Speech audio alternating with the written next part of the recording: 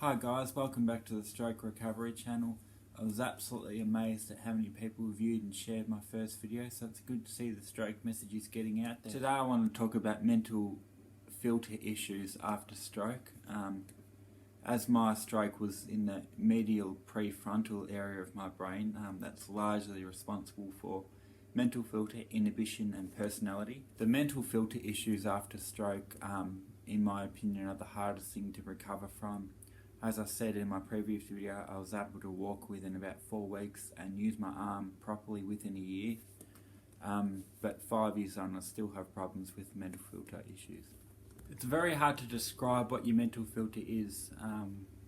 The dictionary definitions don't really cut it for me.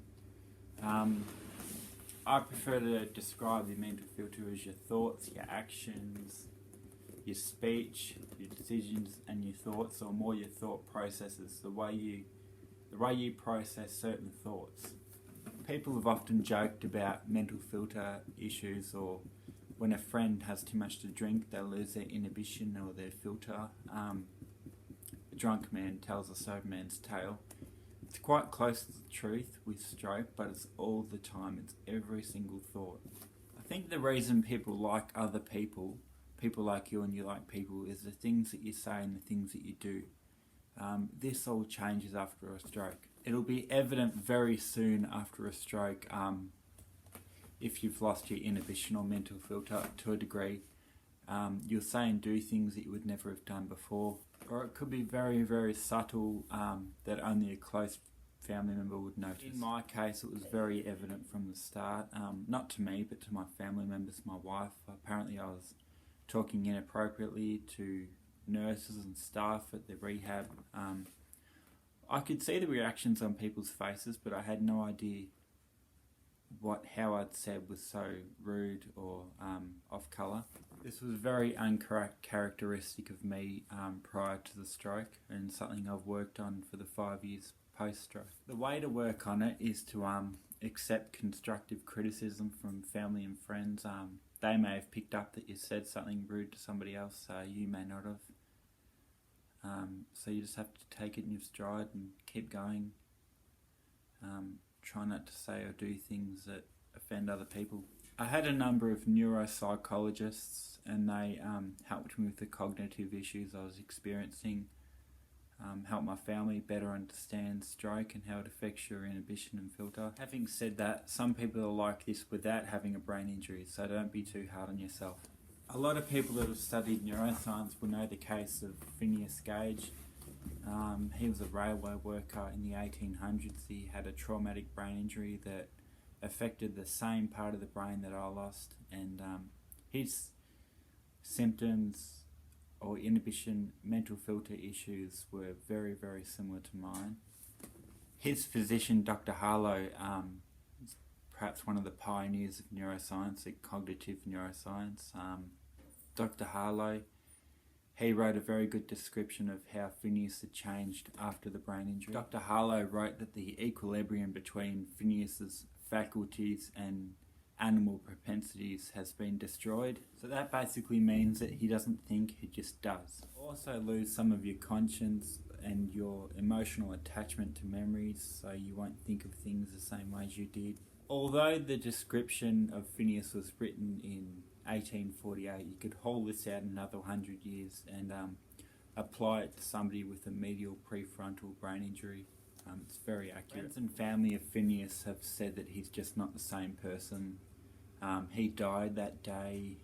I've had similar things said to me. You died that day, you're a different person now.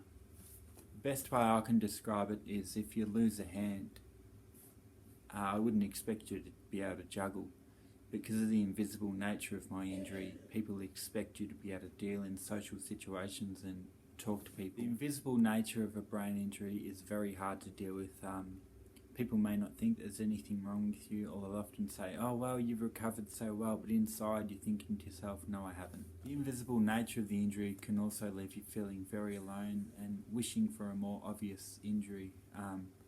I remember seeing a neighbour with one arm and being jealous that you could see his disability and you couldn't see mine. People basically expect me to be a normal person, but I'm not. You will be questioning every thought you have. Is this a brain damaged thought?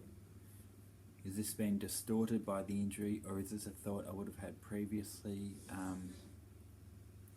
It's very fatiguing, ruminating and having to think about every thought without it happening automatically. These thoughts could be something as simple as what to have for lunch, or very complex like, do I really want to have a family? You may have had a wife and 5 kids before the stroke, woken up out of the coma and thought, I don't really want this, I never wanted this. Did I want this before my brain injury? Am I thinking clearly? The best thing that's helped me fix this problem or help it has been meditation. I meditate every day. It helps keep me clear and focused. Helps me observe the feelings instead of just feel them. And easier to make decisions after a meditation. The years following the stroke, you will begin to trust the decisions you made before the stroke, like you did want a family, you did want kids, and you will learn to not only live with it but accept it. This leads me to personality changes after the stroke. As I mentioned, anyone with a prefrontal brain injury will have some personality changes. Family members of the stroke victim will see a glimpse of who they used to be, but they will be different. I liken it to trying to make a kid fit into shoes that don't fit him anymore. You may not fit your old life. The decisions you made before the stroke you may not be able to live with. You may need to go and find yourself again. Marriage breakdowns after a brain injury are very common because of the personality changes. You're not the person who I married, so why should I stay married to you? Some marriages get stronger because of everything you've been through. A lot of the time after a brain injury and you have personality changes, some aspects of your personality will be diminished and some will be augmented. An example of this is maybe you're a calm person, now you're very fitful and ill-tempered, or maybe you liked collecting things before the stroke and afterwards you obsess over collecting things. You really need family members and friends to let you grow into a new person and not make you fit the old mould of your old life. Basically your brain has changed and you need some room to grow. Some positive changes after the stroke. In my case, I find I'm much more patient and calm, especially with the kids. I'm much more interested in helping people and helping people after stroke. So I've found some benefits to having a stroke 5 years on. I think the mental recovery begins when you accept the stroke. This took years for me. I was a long time getting over that.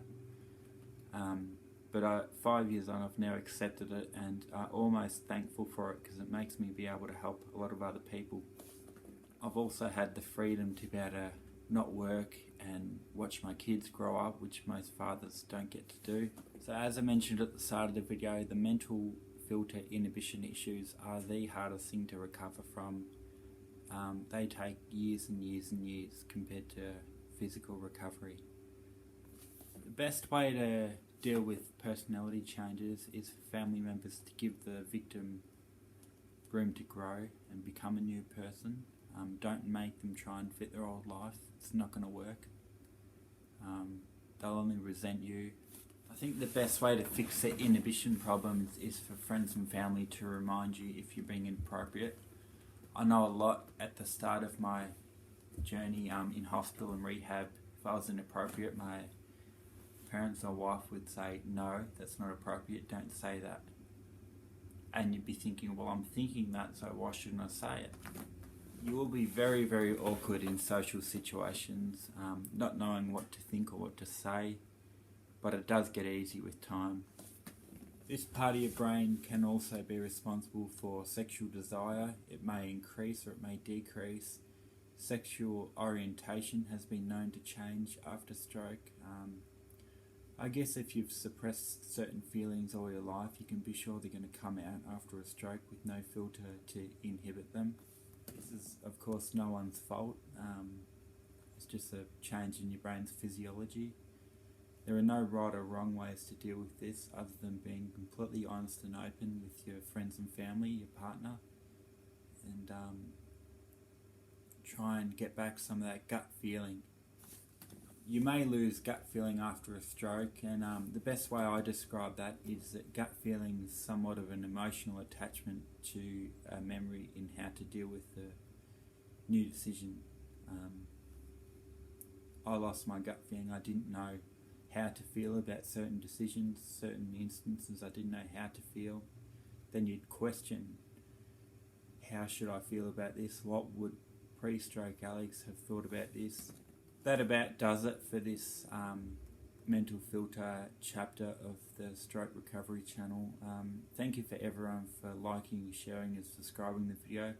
I look forward to making more videos and helping more people.